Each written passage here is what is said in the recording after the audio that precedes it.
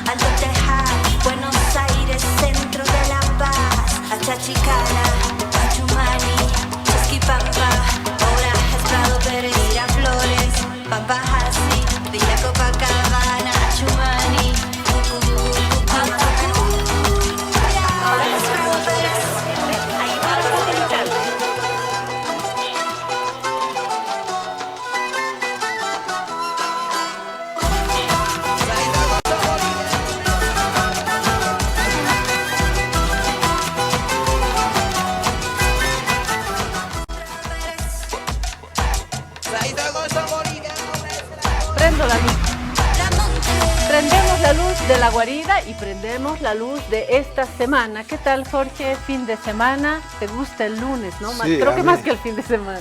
Yo soy fan del lunes porque me gusta el trabajo y no me estoy haciendo propaganda, es lo que me gusta. A mí no me gusta el lunes porque faltan todavía 5 días hábiles. Me gusta el viernes, pero le vamos a poner buena cara. Hay mucho material hoy en la guarida. Qué y bueno, venimos recargados. Qué bueno que usted esté aquí con nosotros en esta guarida. Pero vamos a empezar por nuestro amigo Cochabambino. Punto número 1, Víctor Hugo Romero. Vamos a revisar, a ver qué ha hecho para este lunes Víctor Hugo. A él también le gusta el lunes, está inspirado. ¿Qué dice? A ver. Si votan por mí, les prometo que todo va a estar bien. Ese es un vampiro, ¿ah? Ese es un vampiro. Pero qué bueno, ¿Quién ¿no? será? ¿Qué candidato será? Lo dejamos. Me encanta la capa del vampiro. Lo vamos a dejar El como vampiro. yo soy el vampiro hoy en la guarida.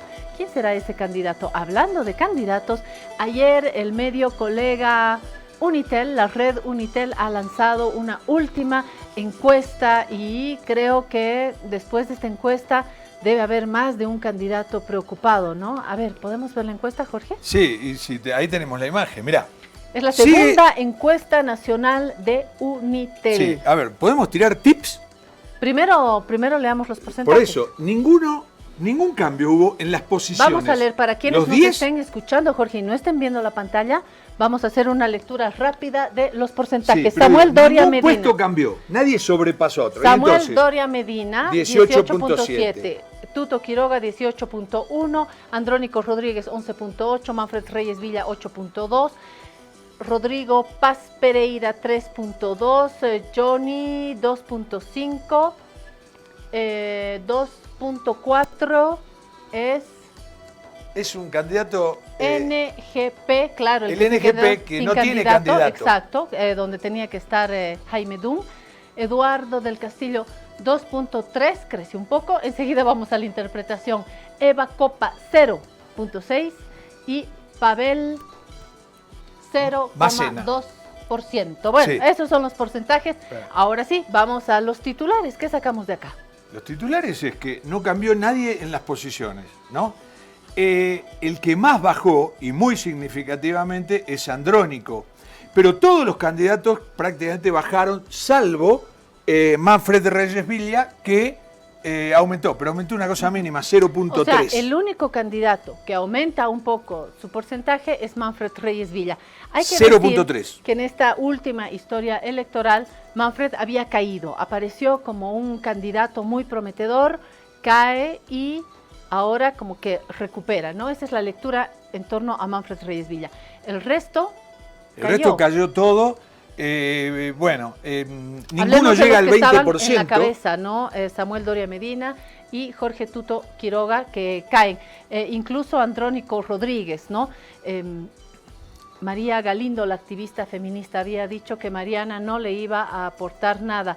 No sé si es factor Mariana, pero lo cierto es que Andrónico Rodríguez está cayendo en la intención de voto según esta encuesta, ¿no? ¿Qué más? A ver, podemos ver Pero tal bueno, vez en una mitad ninguno de llega al pantalla. 20%, ¿no? Sí, sí. Entre los 5 candidatos que se consideran de oposición. Perdón, antes de esto, Jorge, te interrumpo porque quería primero como titulares, uno, que todos bajan salvo Manfred Reyes Villa, que aumenta un poquito, el resto de los opositores baja en la intención de voto, Andrónico Rodríguez baja incluso con el factor Mariana Prado, que se confirma como su candidata a la vicepresidencia, Copa baja todavía más, y sube un poquito del Castillo, ¿no? No sube, se ¿No quedó sube? igual, 2.3. Es el único que se Pero mantuvo. ahí estaba, mira, 1.69 en una Pero esta es anterior. otra. Por Esta eso. es otra encuesta. Entonces sube. Pero es en otra encuesta. En la encuesta de Unitel tenía sí. 2.3, sigue con 2.3. Ok. Acá está. Acá, a ver, un titular. A ver, Los 10 candidatos, ninguno sobrepasó al otro. Casi todos bajaron. sí. El único que se mantuvo igual, Eduardo del Castillo, 2.3. El único que subió, Manfred Reyes Villa, 0.3. Y de todos los que bajaron, el que bajó más, 2.4, es Andrónico, muy significativo. Y ningún candidato llega al 20%, ¿no? Pero aparte de otra cosa, entre blancos, nulos e indecisos suman el 32%. O sea, va ganando, este partido lo va ganando con el 32%, blancos, nulos e indecisos. O sea, como ya les recomendamos al Papirri, en esta elección los indecisos van a decidir la elección. Quiero leerte un poquito esta nota, por favor, a ustedes también. 3 encuestas presidenciales. La segunda encuesta nacional electoral de este domingo 13 de julio de la red Unitel muestra que todos los candidatos bajaron en la intención de voto, mientras la preferencia por el nulo se disparó a casi el doble. Yo creo que este sería el titular. El voto nulo se dispara al doble respecto de la segunda encuesta del 29 de junio. El voto nulo, blanco e indeciso suman un 32%, lo que decía Jorge, de preferencia electoral, en tanto que ningún candidato llega al 20% siquiera, lo cual muestra poco entusiasmo. Ningún candidato enamora a un mes y algo de las elecciones. El único candidato que sube en la encuesta es el oficialista Eduardo del Castillo, pero habíamos dicho también Manfred Reyes Villa, pero su 2.3% de preferencia, lo que es vergonzoso cuando uno tiene el poder, ¿no? Si hay alguien que tiene la sartén por el mango, y el mango también, como diría Tita Merelo, hablemos un poquito del Tribunal Constitucional Plurinacional, además, de cierta influencia en el Tribunal Electoral, etcétera, está con el 2.3. Pero aparte bajó del 55 al 2.3, el partido gobernante. En octavo lugar, por debajo incluso de Nueva Generación Patriota, que veíamos sin Jaime Dum, queda descabezado. Ahí enseguida hablamos de dónde están también los que quisieron votar o habrían votado por Jaime Dum o Evo Morales, que son los dos barridos de este abanico. Los dos candidatos que podrían haber sido más votados, claramente, tanto de la izquierda como de la derecha, Evo Morales y Jaime Dum, los dos están fuera. Es verdad.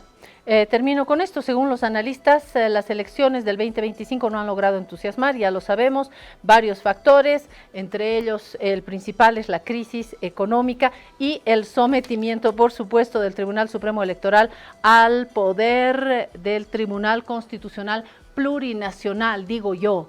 ¿Cuánto daño le ha hecho el famoso TCP de autoprorrogados al sistema, al ambiente mismo de las elecciones? Las últimas semanas, medios extranjeros denunciaron la existencia, quiero preguntar cuánto puede pesar esto, la existencia de una red operada desde el Ministerio de Justicia. Sabemos que está detenido el ex ministro de Justicia, Siles, que tuvo problemas de salud, pero no goza de libertad.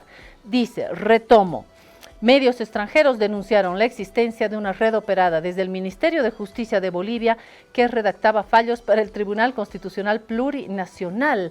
En Causachuncoca se hablan de unos WhatsApps donde Siles habla con Espada y le dice, compañero, amigo, no importa, aquí está la propuesta de sentencia, de texto, véalo con los otros vocales y le vamos a hacer el envío de...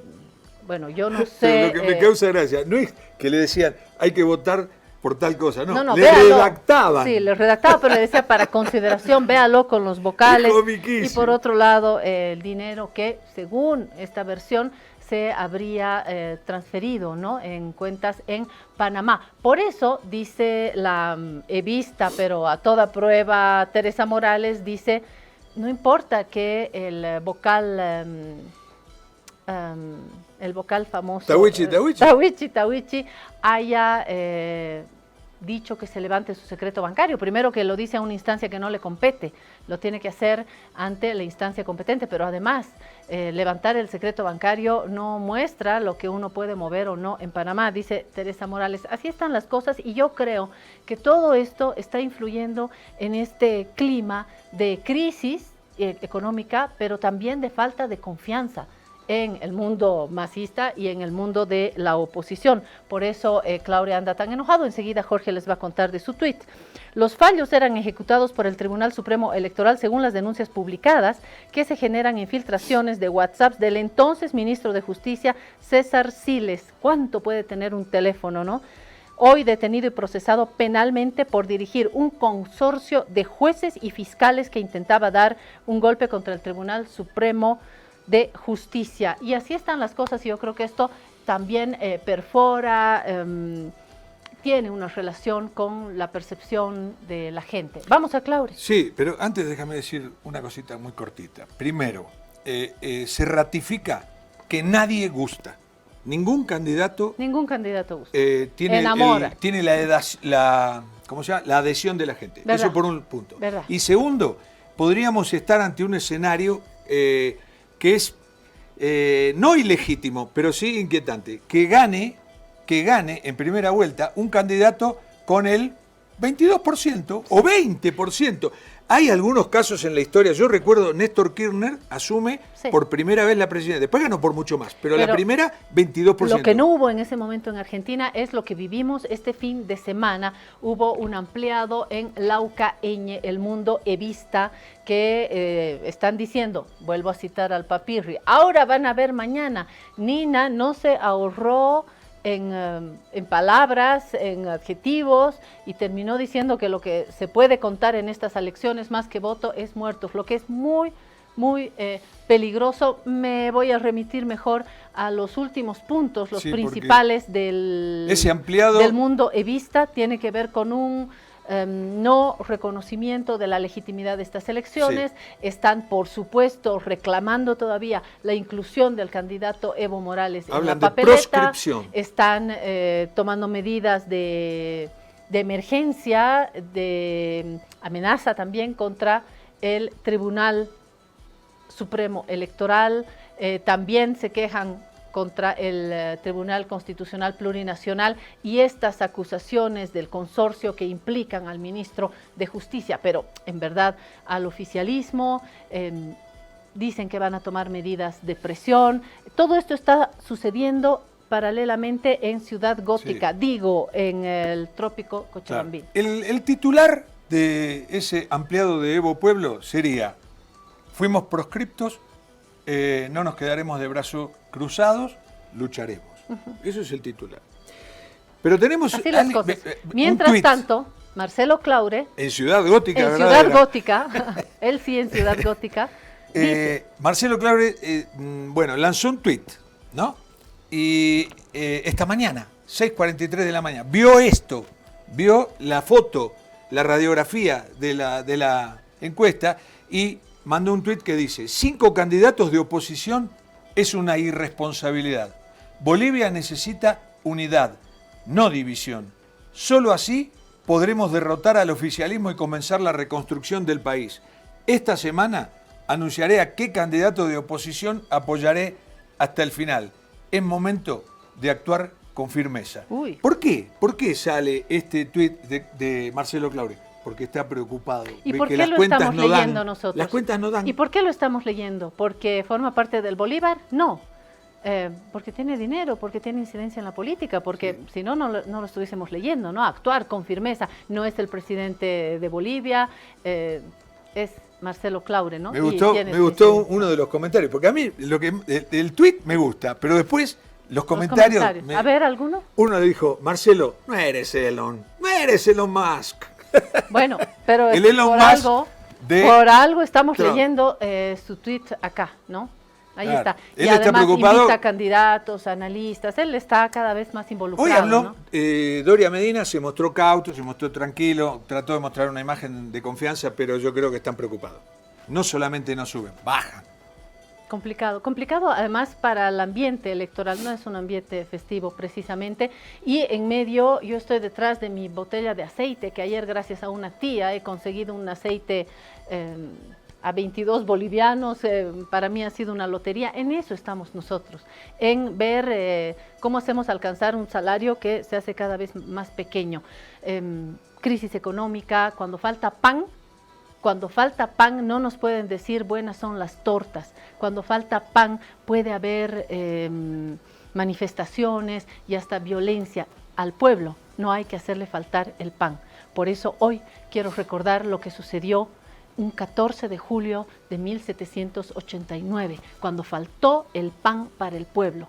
Y el pueblo se rebeló, por supuesto, con los motores de la Ilustración, con una intelectualidad que estaba hace tiempo ya cocinando ideas revolucionarias, ideas de igualdad, de fraternidad, de solidaridad. De ahí que de la Revolución Francesa se nos quedó para todo el mundo libertad, igualdad, liberté, égalité, fraternité. Libertad, igualdad, fraternidad. Exacto. Que los futboleros han cambiado por igualdad, fraternidad, Mbappé, ¿no? Liberté, égalité, Mbappé, suena mejor en francés. Ese primer cuadro que mostramos es mi cuadro favorito de Eugène Delacroix, que es La libertad guiando al pueblo. Que está en París, ¿no? Está hermoso, está en París, en el Louvre. Sí. Es uno de los cuadros más visitados después de la Gioconda. Viva la Revolución Francesa, porque trae estos deseos de igualdad, de y acabó fraternidad. Con la monarquía. Les volaron la cabeza, acabó la monarquía, lo que a mí también me gustó mucho. De Mbappé,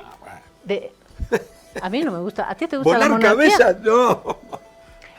Vámonos a volar la monarquía, lo dejaremos ahí. La monarquía sí, las cabezas no sé. Las cabezas, vamos a las cabezas del fútbol. De Mbappé nos vamos a no sean malos. Casita. Enseguida se la vamos a hacer, porque ya viene Turco Verdeja, me han dicho que ya está llegando su Puma Qatari. Vamos a la pausa y enseguida volvemos con Turco Verdeja, porque de todo sucedió este fin de semana y no se vivió precisamente una fiesta entre los franceses. Ya volvemos. Alivio efectivo a todos los síntomas del resfrío con Refrianex comprimidos tradicionales. Refrianex, siempre contigo en cada momento. Mira quién me encontré en la tienda. Iba a decir algo. Antes de que digas nada. En la tienda, yo comprando aceite y Mela pasando por ahí. ¡Qué gusto! Dije, ¡qué gusto! Nosotros adelante. Queremos verte cada vez que vamos a la Cinemateca. ¡Qué bien! Me alegro. Que siempre vayan y que sean fieles conmigo. Sí, queremos... Con nuestra Cinemateca, que es de todos. Queremos formar parte de un movimiento que sea cada vez más boliviano, ¿no? Porque un valor que tiene la Cinemateca es ser cuna de producciones nuestras, ¿no? De volverlas a difundir, volverlas a proyectar. La Casa de la Memoria, ¿no? ¿Verdad? De Bolivia. Verdad. El audiovisual. ¿Agüita? Ok. Bueno. Y hay pocas cosas tan emotivas como la imagen, ¿no? Por ejemplo, ver ese documental de la inauguración del estadio Hernando Siles. Que lo perdimos, que no fuimos. No, lo vamos a ir a ver porque seguro lo van a pasar de nuevo. Está esta semana más. Qué bueno, ¿son 17 minutos o más de la inauguración? Sí, son 17 minutos y complementamos con otra serie de partidos de la etapa de los 50. Claro, qué lindo. ¿No? Y entonces completamos media hora. Cada día tenemos en 2 horarios. A las 4:10 y a las 6 tenemos tesoros de la Cinemateca. Excelente. Es decir, material de archivo. Yo cuando veo esas imágenes, ¿sabes lo que me pasa a mí? Digo, quiero ver cómo era el mundo antes de mí. ¿no? Exacto. Y eso me fascina, me fascina. Yo creo que esas imágenes, por ejemplo, cada vez que ponemos, digitalizamos, restauramos y vemos y pensamos, nadie en este país ha visto esas imágenes. Por ejemplo, hemos puesto una imagen de 1912. Ya en Bolivia no hay nadie vivo de esa época. Claro. 1912 tendría que tener 113 años. O creo volver que- a ver imágenes de cuando no había internet, o cuando teníamos 15 años o 12 años, de hace 10 años, de hace 15, ¿no? Es un... No, es claro, un es repaso volver a por revivir, nuestras historias también. ver nuestras historias, tal vez no las hemos visto, las revisitamos, las visitamos. Yo creo que eso es el lugar de la memoria, como les digo, ¿no? La cinemática. Sí, Mela, nosotros con Jorge estábamos indecisos, como gran parte de la población en las elecciones, pero indecisos de si poníamos a esta visita tuya el marco de la llave de la guarida, que es dar la llave a un invitado especial, o Bonnie and Clyde, que es el sector donde tratamos temas que no tienen que ver con esta agenda inmediata. Y ganó Bonnie and Clyde porque además son dos personajes de la vida De la real, vida pero, del cine. Que pero fueron al cine, ¿no? grandes Claro. personajes, Sí, ¿no? sí, sí. Y pensamos que te sentaba mejor esto. Así que vámonos a Bonnie and Clyde. Si te resfrías, consigue alivio de día, descanso reparador de noche y fortalece tu sistema inmune con Refrianex sobres día y noche. Refrianex, siempre contigo en cada momento.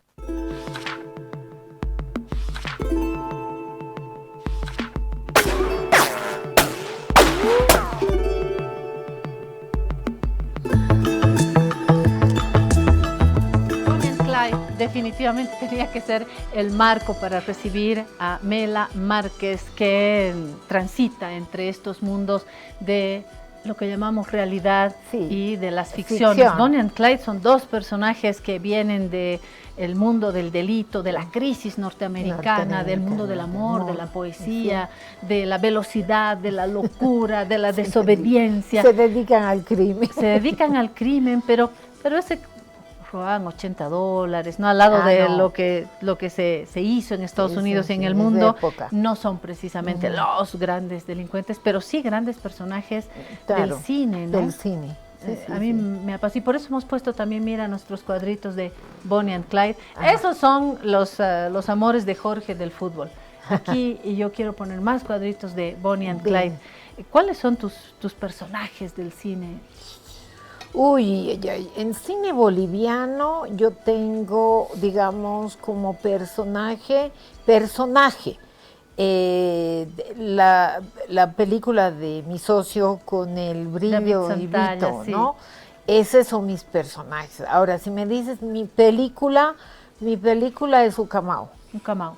Un ¿Y en camao. el cine universal? ¿tienes En el algún? cine universal sí tengo. A Tengo ver. dos grandes películas que son de dos fuentes muy diferentes, ¿no? Tengo la película de Akira Kurosawa, Ujú. Rashomon, que me encanta. ¿De qué año es? De Mela, ¿te acuerdas? 1958, porque es premio en Venecia, ¿no? Y es una película que cuenta la historia de un asesinato y un robo desde diferentes puntos de vista, y la película, cada uno de los actores de ese hecho cuenta su versión, y en realidad tiene 5 versiones la película. Y es como un proceso hasta aparece el ladrón, la mujer, el cazador, y cada uno tiene una versión de lo que ha vivido, ¿no? Y hay como un proceso, es bellísima esa película, Hermoso ¿no? es el mundo El del mundo cine, ¿no? del Cómo cine. nos Y tengo otra que me ha transita. marcado la vida, y es Había una vez en América, de Sergio Leone, porque gracias a esa película yo he entrado a la Escuela de Cine en Roma. Gracias por esa mención, porque hay que Y la mía presentar. es también italiana, la película de mi vida. ¿Cuál? Cinema Paradiso. Que es bellísima esa película, es de Murió los hace poco, 96. el compositor de... Sí. Ennio Morricone. Ennio Morricone, que estuvo tanto en Había una vez en América que en esa película.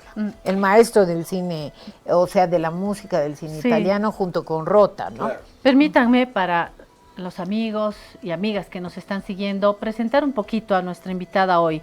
Mela Márquez es Mela Márquez Salek, nació en La Paz, así que va a celebrar con los chucutas Con y los las chucutas esta Pico semana. Verde. Sí, Chucuta Pico Verde, nace en La Paz. Ha vivido 12 años en Roma. 20 he vivido. 20 años en sí, Roma. Sí, ahí está equivocado. Sí. Y ha hecho sus estudios en el Centro Experimental de Cinematografía, donde también ha sido docente, ha trabajado como editora de la Delta RAI, unidad de la RAI. Ha hecho un primer largometraje que se ha difundido varias veces en la Cinemateca y ha tenido reconocimientos, una historia en sí, Sayari, realizado en comunidades del norte de Potosí. Ha dirigido el documental Ahí estás, que se ha estrenado en Santa Cruz en 1998, un documental coproducido por Videas y la productora italiana BIB News. Este film documenta el encuentro mundial Che Guevara 30 años, realizado en Valle Grande, del 5 al 11 de octubre del 97. El 2009, ya estamos viniendo más al presente, estrena su largometraje Loud Whispers, cuyo argumento basado está en poemas del gran y paseñísimo Jaime Sáenz. Septiembre del 2010 asume como directora de la Cinemateca, está 15 años, lo sé porque ese mismo año yo entré a La Razón también como directora. 15 años, sí. Yo ya levanté las manos, Mela Márquez, lejos de levantar las manos, está en esta labor enorme de sostener la Cinemateca. Para quienes no están tan familiarizados, para gente como Jorge, que ha llegado hace pocos años al país, ¿cómo le cuentas la historia de la Cinemateca, Mela?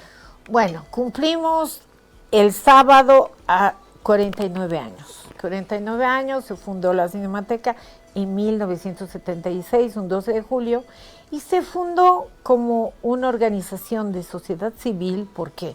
Porque estábamos en la dictadura de Banzer, los años 70, y Banzer, que empezaban a desaparecer los testimonios de cualquier testimonio visivo. Por ejemplo, veníamos de JJ Pérez, JJ Torres, y se sabe que Banzer quemó esos archivos.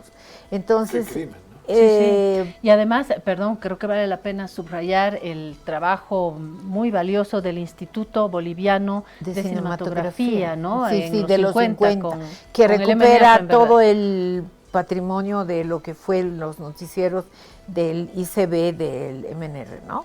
Entonces había que rescatar, están ahí. Está toda la colección que hemos recuperado esa colección, te debo decir, porque nos las entregaron fragmentada, cortada, y a través de un proyecto que tuvo la Cinemateca, valga la aclaración, recuperamos, porque Bolivia nunca tuvo laboratorio y se revelaban en Buenos Aires, y quebró el laboratorio eso, y dijeron, bueno, hay una deuda de Bolivia en este laboratorio, y ahí estaban los negativos del material del ICB, bueno, que la Cinemateca lo recuperó, y recuperamos la colección completa. Ahora ya está en la de todos los noticieros. De todos los noticieros. Son hermosos. Y allá se llamaban Sucesos Argentinos.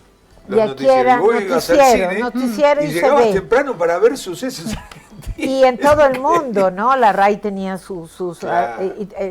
La France también tenía, tenía Transtel, los alemanes. Que eran famosos al comenzar las películas. Que como no había televisión, ponían antes las noticias, y estaba estructurado: noticias, sociales, deportes. Entonces, eso un poco tiene todo lo que fueron esos años en cuanto a todo, ¿no? Entonces, la Cinemateca comenzó a recuperar rollo a rollo. Y tenemos material de 1906 a la fecha. Y obviamente estuvieron Amalia de Gallardo, Renzo Cota, el padre Luis Espinal, fueron parte de esta historia, ¿no? Mario Mercado, y después se juntaron Carlos Mesa, Pedro Susque, que fueron, digamos, los que llevaron adelante todo este sueño. Y ahí se juntaron otras personas, don Cacho Muñoz, que fue el artífice de hacer el nuevo edificio que tenemos, que se hizo ladrillo a ladrillo, con una campaña que se llamó Un ladrillo para la Cinemateca. Y antes, Mela, antes de ese hermoso edificio, hay que recordar la Cinemateca en la Pichincha, con hoy, porque yo ya estoy más grande, le puedo decir, me permito, o más atrevida, no sé, le digo Pedro, pero en ese momento para Don chicos Pedro de mi edad Sus. era Don Pedro Sus, al que Una yo figura. recuerdo. No, eso no es Es, No, lo y en conozco a ese Pedro. momento Pedro estaba, pero junto a Norma Merlo, Merlo. ahí sí, Ahí. ladrillo sobre ladrillo sobre también, ladrillo, haciendo la cinemateca y sobre todo haciendo el archivo, ¿no? Ahora, Que te es veo- lo que finalmente es lo que tenemos. Te noto un dejo en la pronunciación italiana. Esos 20 años romanistas Marcaron. te marcaron. Me marcaron. Yo ¿Estuviste viví en Cinecittà? Cinecittà, Porque Cinecittà es el Hollywood europeo, Sí, es sí, Hollywood. yo estuve ahí porque la escuela es parte, es un complejo. Centro Sperimentale está al frente, Cinecittà Laboratorios, está la Cineteca Nazionale que está ahí adentro y los laboratorios. Es todo junto, es una ciudad. Y yo estudiaba ahí, Sí. pero como parte de esa ciudad, ¿no? Claro. Y Vecina a Roma. almorzábamos ahí y nos codeábamos con los grandes del cine porque estábamos dentro. Y todos enseñaban en la escuela, ¿no? Desde Fellini, pasando por todos los grandes, ¿no? Ennio Morricone, la Lina Vermeulen fue presidente de la escuela. Ella fue que financió mi primer largo, que era Sayari. Así que ahí... Ahora, ahí- ¿cómo? Pues sé que yo soy fan del cine italiano, pero ha bajado un poco el cine italiano. El problema es que ha bajado todo el cine. No solo el cine italiano. ¿no? Norteamericano también. El cine italiano en los años 50, que después que nace el neorrealismo italiano, que todos hemos conocido con los grandes, Rossellini, De Sica. ¿Y qué pasó? Que ese gran boom fue tapado un poco también por los Hollywood, ¿no? Porque Hollywood hizo un Star System que acaparó el mundo. Claro. Y entonces ya el cine italiano, francés, alemán, porque también había el gran cine alemán, el gran cine francés, etcétera, ¿no? Y ahora yo creo que están haciendo nuevos grandes talentos del cine, ¿ah? Hay grandes cosas en el cine italiano. Sí. Mela, pero ¿en qué te inspiró todo esto del cine? Uy. La mía es una historia de familia. ¿Por qué digo de familia? Porque yo, el primo de mi padre, ¿no? Ricardo Rada Laguna, era el productor de Jorge Sanginés. Y era el primo hermano. Ricardo Rada Laguna. Eso es italianísimo. Ya bueno, Ricardo Rada era el primo hermano de mi papá. Con quien se criaron, porque vienen de Sucre, de Camargo, y se crearon muy cercanos. Y él era parte productor de todas las películas iniciales de Jorge Sanginés con el Cacho Soria. Y el Cacho Soria era parte ya como el Papá Noel de mi familia. En vez de que nos vinieran a contar cuentos de Hansel y Gretel, él nos venía a contar que estuvieron en el lago, que lo secuestraron, que hicieron esto, que hicieron lo otro. Y nosotros mamábamos eso.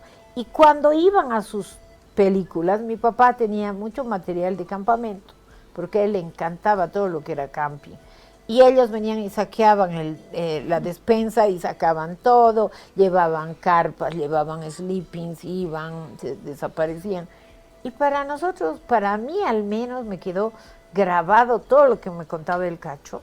Y entonces, al iniciar los 80, cuando yo salí bachiller, ¿qué pasó? Que estaban haciendo un taller de cine en medio del golpe de García Mesa. Nos reuníamos con Antonio Guino, Paola Gazzi, por ya ese grupo de la productora. ¿Qué año llega Paolo 1980. Director de la película Mi Socio, de la que estábamos Sí, hablando. que él ya Qué llegó a película Bolivia hermosa, hermosa. y entonces hicieron un taller y allí yo hice un pequeño corto que se llama Patimilla, que ganó el Cóndor de Plata del 81. Y a partir de eso soñé y estaba muy cercana al Paolo, porque yo cooperé en Amargo Mar, en Los Hermanos Cartagena, y ahí yo decía, quiero ir a Europa a estudiar cine, y me preparé para ir a Francia y no a Italia. Pero un hecho fortuito hizo que yo me fuera a Italia a dar el examen y ahí postulé a la escuela de cine. Y ya, es mi vida el cine. No es una profesión para mí, es un modo de vida. Una pasión. Porque si no, no es un medio donde tú consigues recursos, ni vas a Hollywood, ni desfilas en la alfombra roja, nada.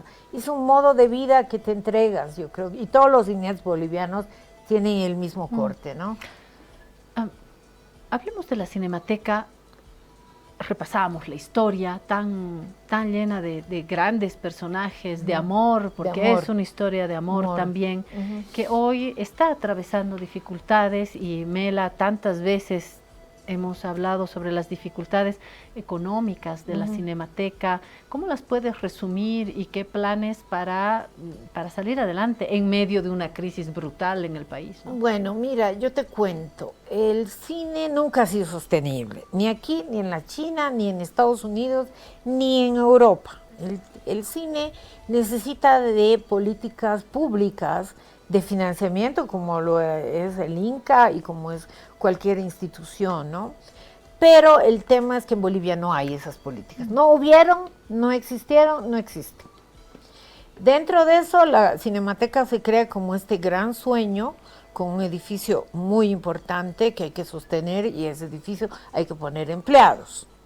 El costo del trabajo es enorme. Aquí hay que pagar AFPs, caja y derechos sociales, que es justo, no me estoy quejando. Es justo, pero es muy pesado. Es muy pesado, ¿por qué? Porque si no cumples, además hay los impuestos, que los impuestos son como si yo vendiera salchichas o cerveza, son los mismos, ¿no?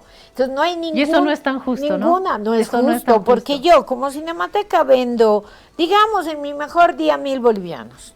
Y un carnicero en Bolivia, su mejor día vende 10,000, 15,000 bolivianos. Y él está acogido a un simplificado, y yo no. ¿Entiendes? O sea, Claro. Entonces, ¿qué diferencia hay en eso, no? En medio de eso, el restaurar, porque ya nosotros tenemos muchísimo material, tenemos 8,500 películas bolivianas, rollos bolivianos y 33,000 extranjeros. Ese material hay que... Sí. 8.500 películas bolivianas. Sí, Esto sí, Además, sí, tienen, me asombra. si No, vas, tienes Jorge, a que la Cinemateca, visitar. te das cuenta que hay un lugar donde se respetan todas las condiciones. ¿Dónde? Hay muchos problemas económicos, pero se cuida, pero con todo lo Nosotros que hay que cuidar. dependemos de la FIAB, que es la Federación Internacional de Archivos Fílmicos, y todo el protocolo que usan en Alemania, en Francia, en Italia, en donde sea, lo tenemos que aplicar. En cuanto a refrigeración, en cuanto a aireación, en cuanto a bóvedas, en cuanto a preservación, en cuanto a catalogación, tenemos los protocolos de catalogación. Yo me conseguí Y un la fondo. seguridad Ahora, también. No, y Mela, dos entonces, cosas. ¿qué es lo que se hace? Tienes que tener empleados especializados, entiendo. máquinas especializadas, y encima tenemos las salas, que tenemos empleados que tienen que ir a turno, porque termina la función a las 10, 11 de la noche, y eso ya es horario nocturno para mi gente. Pago extra. Entonces, yo tengo un montón de gastos y tengo un país de piratas, porque digamos la verdad, o sea, sale una película y la copian, entonces la consiguen a 20 pesos, a 10 pesitos, y yo ya... Y ya no van a la Sí. Cinemateca. No va al Pero, Así es. Y bueno, y luego los auspiciadores y otros recursos económicos que también hacen falta. Como aquí, si no vamos a una pausa, no vamos a poder sostener el programa. Así que vamos a la pausa, por favor. Ahí está, cumplimos con los auspiciadores, pero quería cerrarme con algo. Bueno, mira, además hemos tenido que hacer una reestructuración, cambiar un poco los empleados, algunos son fijos y muchos a consultoría, trabajar a horarios, y obviamente estamos logrando conseguir proyectos y a través de proyectos financiar el archivo, solo con proyectos. Y el resto de las exhibiciones, no con taquilla, porque la taquilla tenemos que entregar una parte al distribuidor, otra parte al productor, otra parte a impuestos. O sea, de una entrada de 30 pesos se queda la Cinemateca con 10. ¿no se puede entusiasmar a la empresa Pero privada además, para que aporte? Perdón, Jorge, sí. hay también un circuito que puede generar mucha presión de la distribución, es decir, Mela no puede cobrar entradas muy diferenciadas de lo que se cobra en un megacenter o en un multicine, ¿verdad? Claro, nosotros no podemos tener un precio súper bajo, no. Entonces tenemos que tener un precio medio y ahora con la crisis, ¿quién va al cine? Con las plataformas, después de la pandemia que quedamos en el suelo. Tremendo. ¿Qué pasa? La gente se ha enganchado a hacer maratones así que nos queda unos nichos muy pequeños y gran imaginación, que es la que estoy desplegando estos años, ¿no? Me gustaría lanzar 3 ideas. Una, entusiasmar a la empresa privada, ¿no? Que con poco puede hacer mucho por la Cinemateca Nacional, que es parte de la vida de Bolivia. 2, cuando empiece el año, tiene que ser el año del jubileo de los 50 años, 365 días cine en la Cinemateca. Siempre hay. Porque hay, pero te quiero decir, darle con todo, ¿no? Para que entusiasmar a la gente. Y 3, ¿por qué no podemos llevar la Cinemateca a la Feria del Libro, que es una cosa tan afín, ¿no?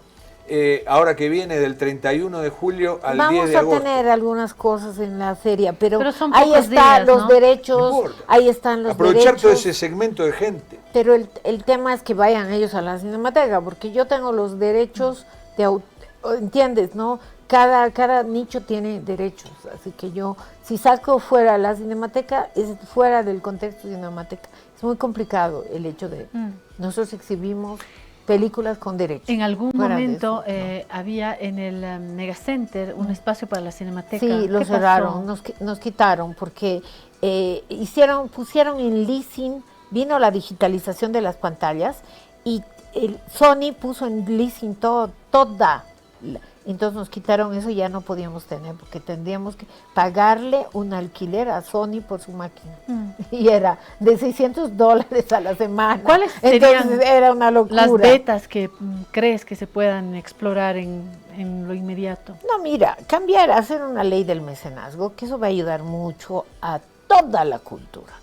Que la gente no puede poner dinero a cambio de nada, a cambio de unos créditos fiscales que hay en todo el mundo, y entonces las empresas pueden invertir a cambio de crédito fiscal, y eso no solamente para el cine, para la pintura, para todo. Entonces no hay una ley de mecenazgo que permita que los inversores puedan invertir con algún retorno, ¿no? Porque eso es una vía, ¿no? No, el crédito fiscal es fabuloso. Y otra vía, digamos, es que hay una ley de cine de verdad, porque la tenemos, pero no hay, el fondo no se puede alimentar de ninguna manera porque se ha creado una tasa administrativa que es anticonstitucional, es decir, que no se puede cobrar porque es un doble impuesto. Entonces, hay que reformar el artículo 17 en la ley, que yo me estoy comprometiendo hace años, estoy persiguiendo la ley, ha salido el 2018 con un trabajo gigante de todos nosotros, incluida como yo he liderado eso, pero la ley no ha previsto un fondo para todos, no solamente para la Cinemateca, sino para todos, ¿no? Es verdad. Y fondos a rendir, transparentes, nadie quiere que te regalen plata. Para el mundo de la creación. Sí. Nos quedan unos minutitos, quiero hacer también mención a las producciones nacionales, ¿no? Fuimos al cine a ver Ladrón de Perros, él lloró con la película y después he vuelto a llorar con la cantidad de espectadores. Mela, éramos 6. Eso es, y nosotros, ¿por qué estamos 6. en pérdida? Porque apostamos a que esté el cine boliviano hasta lo más posible. ¿Sabes cuántas semanas están Los Perros? 37 semanas en Cinemateca. En los cines comerciales 2, porque a ellos no, cuando bajas del 25% de aforo y es pérdida. Nosotros a veces tenemos con 5 personas a la semana y todavía a veces los cineastas se quejan y dicen, ay, la Cinemateca apuesta al cine boliviano. Así hay 4 ponemos. Y encima a veces viene gente y no hay más que uno y decimos, no vamos a empezar la función con 2. ¿Y qué hacen? Mira, 2. ¿Y qué hacen? Se enojan cuando hay uno dice quiero para mí solo. Es que los insumos, las lámparas de los DCPs ahora duran 1000 horas y son 2 lámparas por proyector, $1,500 por lámpara, necesitamos $3,000 cada 1000 horas. O sea, ni para comprar lámparas. Por eso que el cine tiene que ser subvencionado pero no porque somos pobres, sino porque es un negocio muy complicado y todos los países Es una financian necesidad, su ¿no? cine. Todos son obstáculos, por lo que acabas de contar, todo es un obstáculo. Por eso te digo, hay que estar ahí y encima recibir críticas de quien puede entrar al Facebook, entrar al Twitter, y decir, esa señora, ¿qué está haciendo ahí? Sí, saquen la patada. Así. No, las redes, Mela, todos. Sí. Yo ya estoy haciendo una terapia porque al principio estaba muy angustiada por todos los ataques que recibía, ¿no? Te destruyen. Me destruyen Bueno, a la terapia psiquis, ¿no? todos, porque el odio en las redes, en la política, en el mundo del Quien arte. está expuesto públicamente tiene que tener una terapia segura, impresionante, ¿no? impresionante, pero eso también es un síntoma de la sociedad, ¿no? Algo no está bien. Sí. Estamos volcando tanto odio, ¿no? Tanto odio, sí. Tanto odio, pero eso también el anonimato te da, ¿no? Sí. Porque si habría caras y que te digan, no te lo dicen de frente, No, te por lo supuesto. dicen a través de algún XZ que se inventan y te lo postean y te insultan, ¿no? Y entonces eso es muy duro, pero yo tengo dos fuerzas. La convicción de que eso es algo súper importante para Bolivia. Tengo un entorno familiar muy sólido y tengo un amor enorme a la Cinemateca. Así que esas dos... ¿La Cinemateca es oficial? O sea, ¿es no, estatal? No. ¿Privada? No, es una institución de la sociedad civil. No es una empresa porque nosotros no podemos... Claro, no hay es como una dividendos. fundación. Es una fundación, pero de la sociedad civil, con funciones públicas. ¿Por qué? Porque nosotros nos debemos al patrimonio que es de Bolivia y también está abierta al público. Entonces, nosotros hacemos, es muy especial la Cinemateca. No recibe absolutamente nada. Más bien Del a veces Estado hablo. llamadas de algún X o Z que te dice, yo quiero gratis tal cosa, quiero un evento, y el poder de que tienen que hace que nosotros tengamos que abrir las puertas por miedo a, ¿entiendes? Entonces ahí hay un desequilibrio de poderes. Igual nos das una noticia buenísima, que hay 8.500 producciones nacionales. Eso es maravilloso. Bueno, en todo caso, aquí cuentas con esta guaridita para convocar, para invitar. Hay ciclos de cine europeo, hay ciclos de cine boliviano, hay ciclos de cine comercial también, es decir, el cine comercial que está también y que es bueno. Sí, tenemos todas las modalidades, cine cultural, cine boliviano, cine patrimonial, cine gratis, porque hacemos convenios con las embajadas que cubren las entradas, así que el público tiene al menos una vez a la semana alguna cosa o algún ciclo durante una semana gratis de acceso con maravillosas películas. Excelente. ¿No? Y la vamos a invitar a Mela, que sea parte de la terapia, a venir un viernes acá. Estamos invitando a gente como Verónica Córdoba, Pedro Sousa, gente que nos pueda recomendar. Viernes estás invitada, Mela, la próxima semana, dentro de 15, a recomendarnos películas, series, nacionales o no, donde pasear, porque ustedes están muy atentos a esto. Propuestas para nuestros tiempos de ocio. Nos vamos, esto ya se acaba. Gracias, Mela, por estar acá. Gracias. Me encantó tu collar. Háganle un primer plato. Quiere hacer donación del collar. Precioso su collar. Gracias a ustedes que nos han acompañado a lo largo de esta hora y media. Nos vemos mañana a las 10:30.